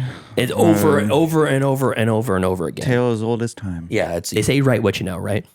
But it's like, so for example, Jonah Hill's character is like, his mom is Julia Louis-Dreyfus, his dad is David Duchovny, and she, what a couple. Julia Louis-Dreyfus is like meeting his girlfriend, and she's like, "Oh, you're so gorgeous. You know, is that hair natural?" And like tries to touch her hair, and she's like, "Please don't." And then Jonah Hill, and then David Duchovny's like, "Hey, I had a question. Is Exhibit still making music?" And it's like, and that part was pretty funny. And then they leave, and he takes his mom to the other room, and is like, "Mom, you can't be saying shit like that. You just treat her like a normal person." And she's like, No. We talk about Barack Obama all the time in this house. And then, Sounds like Get Out people. Kind of, Get yeah, out. except for way more cringy. And then he brings her back into the room, and David Duchovny is playing a acoustic version of an Exhibit song on the piano and singing to his girlfriend. That part got a good laugh out of me. But then he's taken his mom to task and his dad to task about being culturally insensitive and like treating her like this like weird thing, like this new thing they've never experienced before, instead of just a human being. Yeah. And then he immediately does the same thing to her parents. He's like, I got to go meet her parents because I got to ask for her hand in marriage, right? And Eddie Murphy is his dad, her dad. Eddie Murphy. Eddie Murphy's in it? Eddie Murphy is barely. I mean, he's one of the main characters, but he couldn't give a fuck whether he's in this movie or not. Yeah, no. He's completely mailing it in. But he guess where he invites them to go to lunch together. Mm-hmm. Guess. He goes, I'm going to invite you, without telling his girlfriend, because he doesn't want to. He doesn't want to tell her. Where are they? He's like, I'm like LA or something like that. Okay. It's like, hey, where should I invite my girlfriend's parents who are black and I'm white and I want to be culturally sensitive? Where do I invite them for lunch? It's like a soul food place. Close. Tyler, is it a specific place? Yeah. I'm not gonna say. Tyler, say no. It's the movie's the bad person, not you. But he's not gonna take him to fast food. He takes him to Church's Chicken. Oh, so he takes him to fast food. He takes him to Church's Chicken. I was gonna say Popeye. Yeah, basically, damn near the same thing. And he goes, "Oh yeah, I fucking love it here. You hear all the time. Yeah, hey, give me." He's trying to flattering impression. It's fucking terrible. It's so bad. So, the other thing about this is, it's hard to speculate why. Maybe it's because of COVID. That's what the filmmakers say. COVID restrictions. But at the end, when they get married, spoiler alert, the kiss is CGI'd. They record the bride and the groom, and then they get closer together, and you can see their faces like overlapping each other instead of actually making contact. Oh. And you're like, and I heard about that, and I saw the clip on. This movie was released in 2023. 2023. It was filmed. But filmed in 21 or 22. Oh, okay. That it makes takes sense. time. Yeah. And, but still, I mean, you COVID test, you're face to face, you're screaming at each other and on set and stuff. You know what I mean? Maybe it was a schedule thing. They filmed them both separately. That could be it. Multiple scenes. They're interacting with each other, hugging and kissing and talking and arguing and this and that. For the kiss at the end, they had to CGI it. So part of me thinks that, you remember that video that came out a while ago, or maybe it was just screenshots. Jonah Hill's girlfriend took screenshots of their private conversation of him basically taking her to task. Oh yeah, and he's like, being like a model or whatever. You can't be posting pictures of yourself in a swimsuit online. Because now you're in a relationship with me. You can't do that. And she's like, I'm a fucking surfer. I'm a professional surfer. That's what I do. Part of my online presence is posting pictures of me on the beach and surfing. In uniform, aka a bikini and or a wetsuit. And it was like on this really unhinged like side of Jonah Hill that people hadn't seen before. I mean, why would they? And I was like, maybe it has something to do with that. Maybe he was like in a relationship and he's like, I'm not going to kiss somebody because I'm in a relationship. And that's not how I act in a relationship. Yeah, possibly. What a fucking weirdo this guy is. And he's insane in this movie. So don't watch it. It's on Netflix. Don't watch it. He looks, based on how he looks in the movie, what I've seen, like the thumbnail on Netflix, he looks insufferable. He is. Oh, he is. Because he's taking everybody else to task about being culturally insensitive and acting weird around black people. Wait, he didn't direct it? No, he didn't direct it. And then it's a weird thing too. You know how in like some kind of like low budget sitcoms or like Disney shows where between this scene and that scene, they'll do like a weird montage where it's like clips of the city and it like graffiti pops up on the screen and cuts back and forth and stuff, and then and like R&B music playing, and then it like transitions into the next one, and like someone comes into the room, they're like, oh, hey, like Kramer. It's like a filler. Yeah, it's interstitial. It's like this weird bumper. They do that like maybe 5 or 6 times throughout the movie. Like they does it a couple times and they like abandon that for a majority of the movie. And then near the end, they start doing a couple more of them. And then you're like, what the fuck like a transition? Yeah, it's like a transition, but it's like this weird interstitial B-roll transition with like edgy, like urban graffiti popping up on the screen and like hip hop and dudes playing basketball and shit. And you're like, what is this fucking movie? So it's just a mess. This movie's a mess. You people, 2023, fuck off. Is that a Netflix original? Yeah, it's an Netflix. Yeah, I'm not surprised. All right, next movie. This is I'm a big fan of the Russell Crowe renaissance that he's having. Fat Crow is living his best life. Fat Crow. Unhinged. Fat Crow. Yeah, Unhinged. The Pope's Exorcist. Yeah. He has a new one. Land of Bad, and then now called An Exorcism. An Exorcism? I think it's called, or The Exorcism. Maybe it's called The Exorcism. It's supposed, and it's that one's a little. I'm actually curious to watch that because the guy that directed it is the son of Damien Karras's character, the actor that played Damien Karras in the original Exorcist, the young priest in the original Exorcist.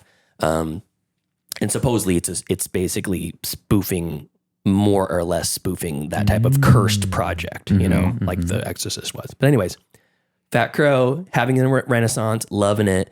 And I looked on his IMDb and I thought, all these cool movies I've seen from him recently, what else has he been doing that I don't know about? So I looked up this movie called Poker Face from 2022, which it turned out he actually directed. Poker Face. Yeah, this is an Australian production set in Sydney. Australian? Yeah. I saw Jack in the background. Yeah, he was making a YouTube video. And Jack's going to love this because guess what? They put the Sydney Opera House in there, so you know where it's at. Yeah. He loves the Sydney Opera House. Every fucking time they put a movie in Australia or it's Sydney, there's like, they got to show the fucking Opera House. How else will we know where they are? I know. Yeah, exactly. If you're in Rio de Janeiro, you got to show the giant Jesus on the top of the hill. Exactly. And the slums. Yeah. In the slums. So this is like the middest of mid movies. This is about as mid as you get. The art, the direction, like the shot composition and stuff from Crow is not great. It's like serviceable, but not great. He directed a movie. It's just competent. It's competent, yeah. And but the story is also really messy. And this was adapted from a short story. And the plot basically is that Crow and a bunch of his friends are from childhood. They all like to play poker together. And he parlayed that into a $1 million enterprise. Like somehow he made millions of dollars playing poker, and then he used that money to invest in some tech startup thing. And they don't really talk too much about it, but he partnered up with RZA, is one of his childhood friends. RZA plays one of his childhood friends. Nice. Also, Liam Hemsworth plays one of his childhood friends. Oh, when was this released? 2022. Oh, so this is newer. Pretty recent. Much yeah. newer. I only looked at his new stuff because I'm like, I want to see the Crow renaissance. I thought this was like I want to see the ago. Crow renaissance. Yeah, I want to see what I'm missing, right? And so he's made all this money and he's this like literal like billionaire, and he invites all his friends over for their annual poker game to his like mansion out on the coast. Looks like the mansion from The Invisible Man, Lee Whannell's The Invisible Man. Like on the coast, very Spartan, very like fancy art on the walls and shit, And he wants to settle some hash because he's dying. He has some sort of cancer that's going to kill him soon. He wants to settle some hash with his friends. So he invites them all out. They all drive, his fancy cars from his apartment to his coast house. And then when he gets there, he's like, you like the cars, guys? Oh yeah, I drove your Maybach. And I drove the Rolls Royce.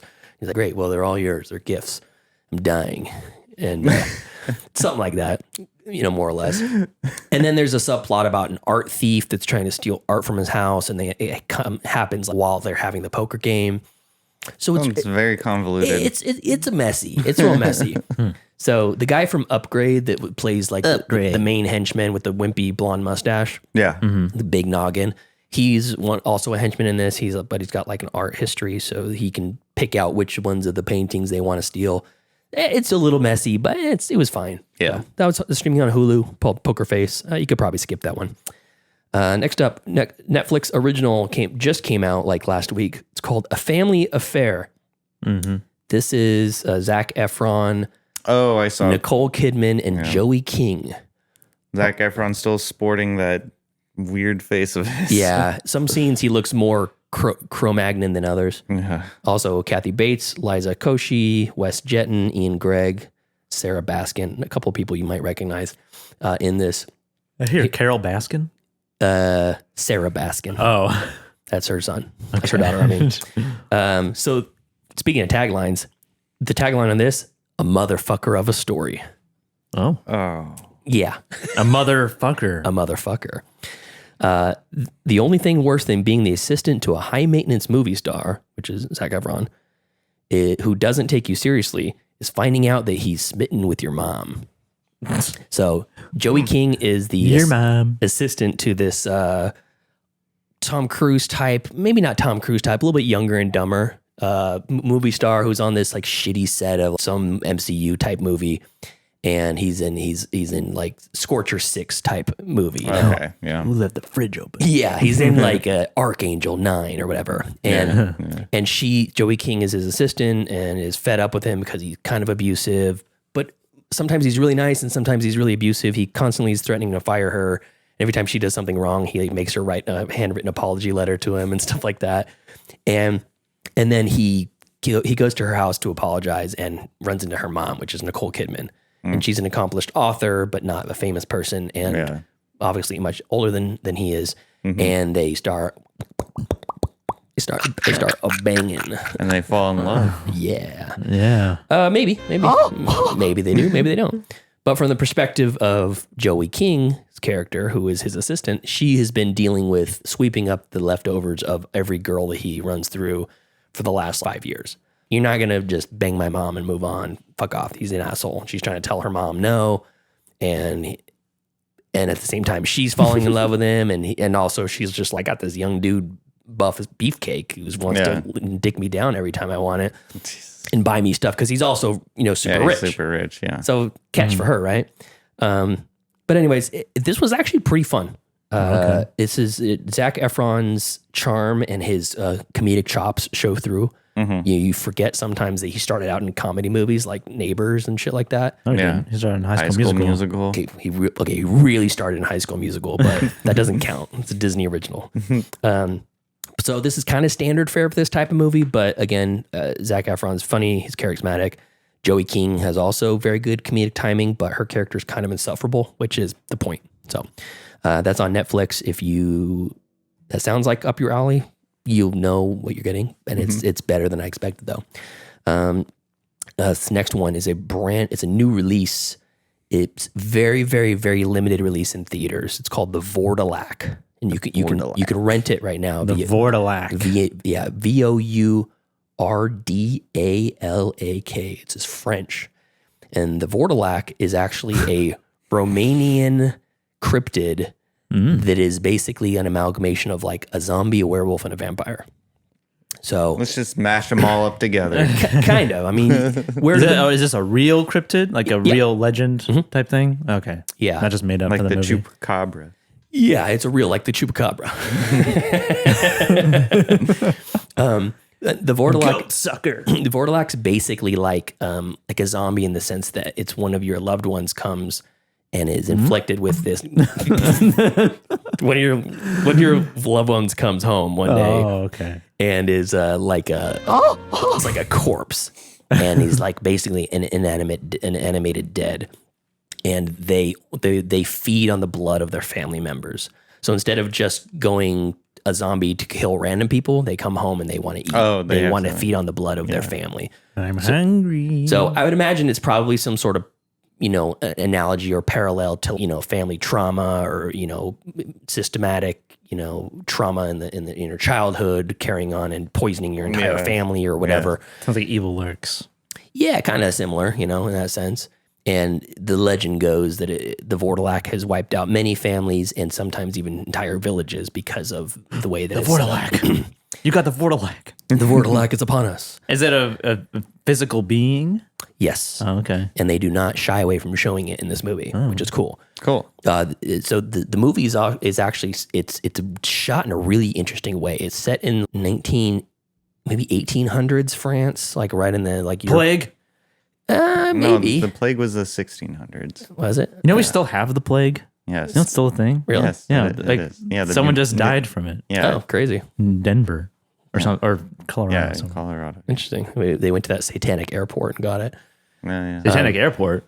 Yeah, the Denver airport is supposedly satanic. What? Yeah. It's It's a whole thing. It's a whole thing. You know the really funny thing about that, side note, because there's this conspiracy theory that the Denver airport is like all run by Satanists and stuff like that, based off of the Denver International Airport. the statues that they have and the markings they have on the wall, you know.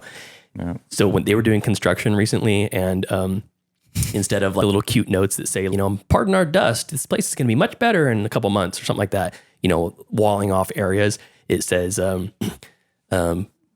new restaurants and shopping or secret Illuminati conspiracy. They like lean into They're playing into it. Yeah, exactly. So anyways, I've never heard that. Yeah, it's really weird. So anyways, the Vourdalak, this is kind of shot like The Witch, if it was about a zombie in a sense. Okay. Very static. Static in that sense, and very correct to the period. A lot of like natural candlelight and things like that. And the plot is basically there's an attaché to the King of France is traveling through the countryside, and he gets in a scuffle. He loses his envoy who's supposed to show him the way. Then he loses his horse and all his luggage. And somebody says, "Oh, go down to this house. That family will take care of you. They'll give you a horse and put you on your way." And then he goes down there, and it's this weird family dynamic where it's the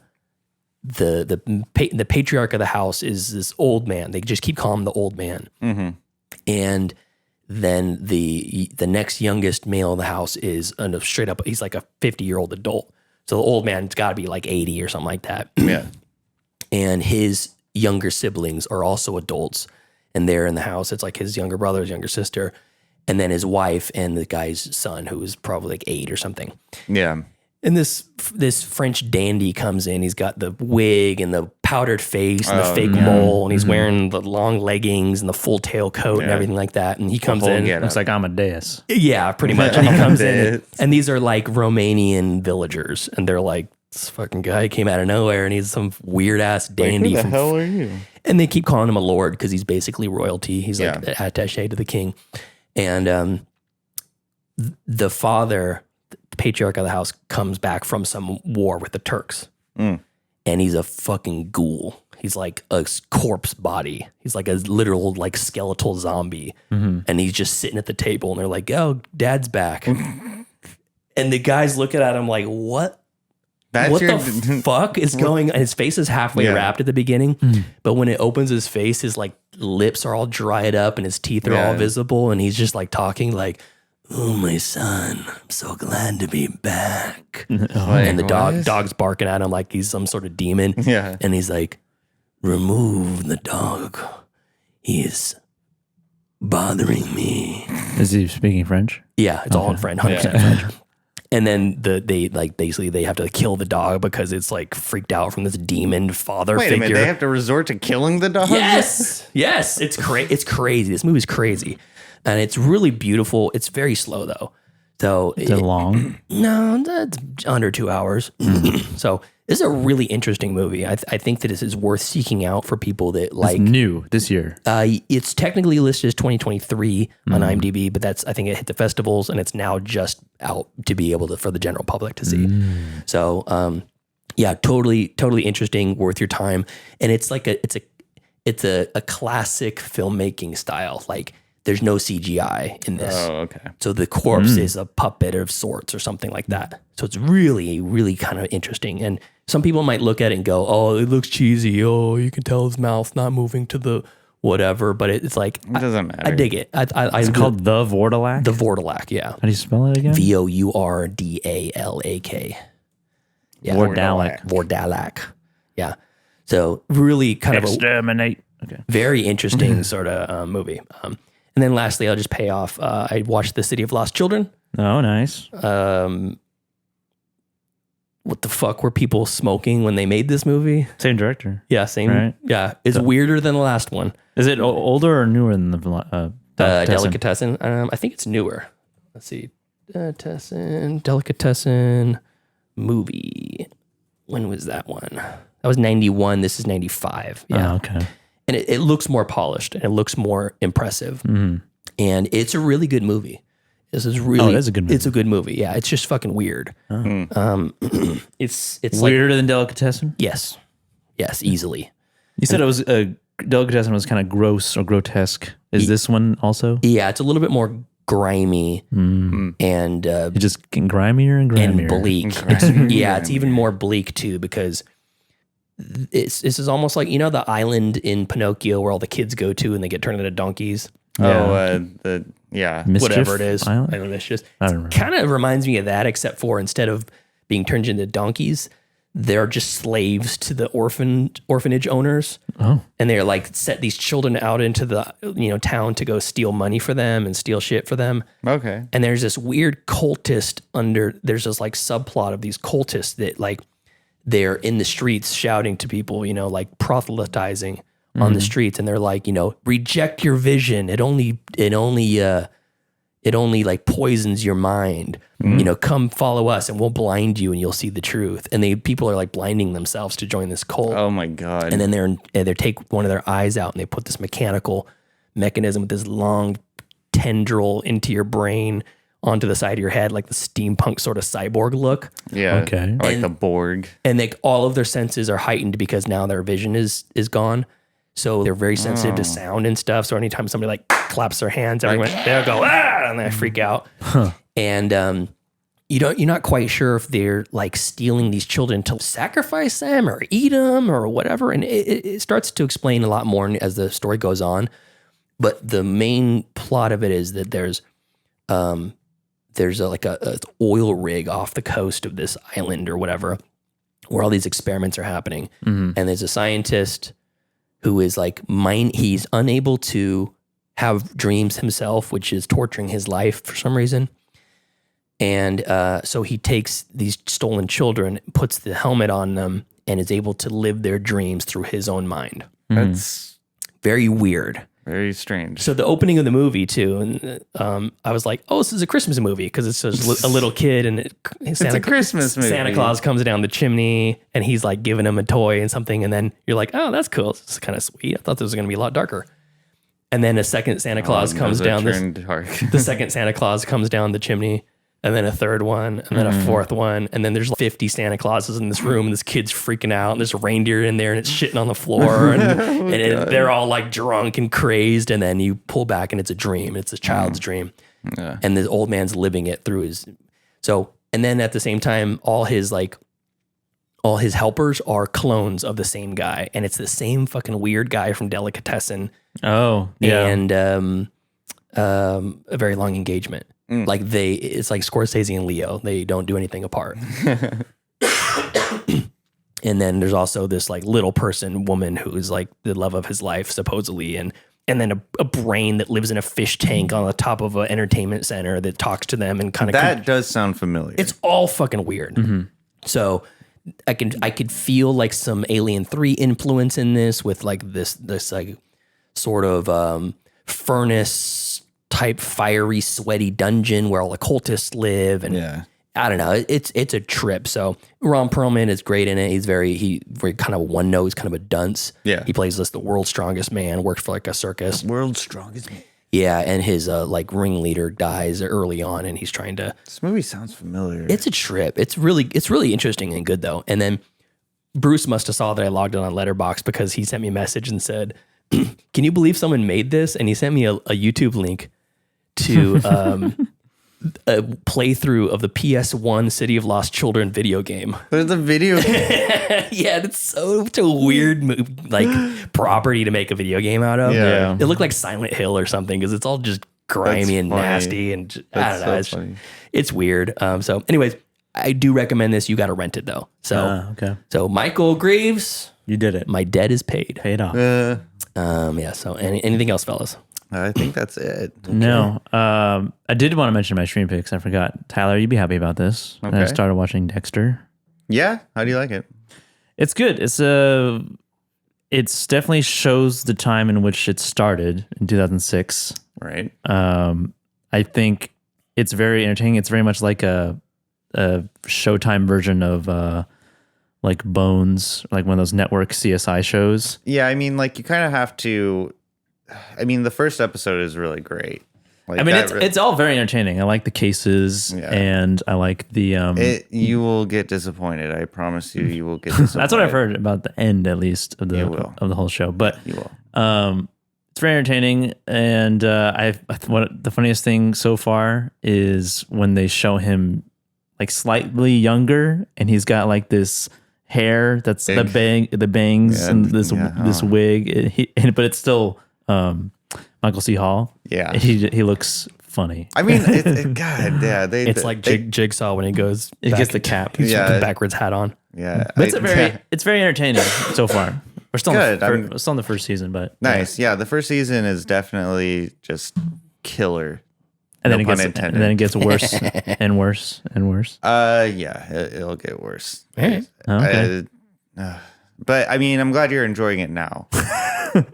I'm glad I can. Is it a noticeable drop off? Season 1, season 2, season 3? No, I would say the first 5 seasons, just really great, solid, entertaining stuff. Okay. Then you get to 6 through 8, then New Blood, and it's like, shit. Damn it. All right. We got a new person in the chat. New, never been here before. New yo-yo player. Yeah. Don't know who that person is, but I've been watching. Thanks for coming. Yeah. Yes, appreciate it. Well, I don't know if you've been here the whole time or if you just got here, but we're about to take a break. Yeah, we're gonna take a break in a second. So if you're just joining the stream for the first time, we're about to go on break. Eric says each season of Dexter works as a standalone, so that works on its own. That's a good opinion. I haven't seen any of it, so I can't say. But for new yo-yo player, if you don't know, we do the first half of the show is just discussion, kind of chit chat, gab and chatter, streaming picks, and then we're going to do a full review, which is going to be Mute from 2018. It's going to be in mute. You won't be able to hear us. Yeah. So we're going to take a break. It'll be about 15 minutes or so. As soon as we hit the, we'll be back to the sign, and then so stick around if you dare. If you dare. Anything else, guys? No. Nope.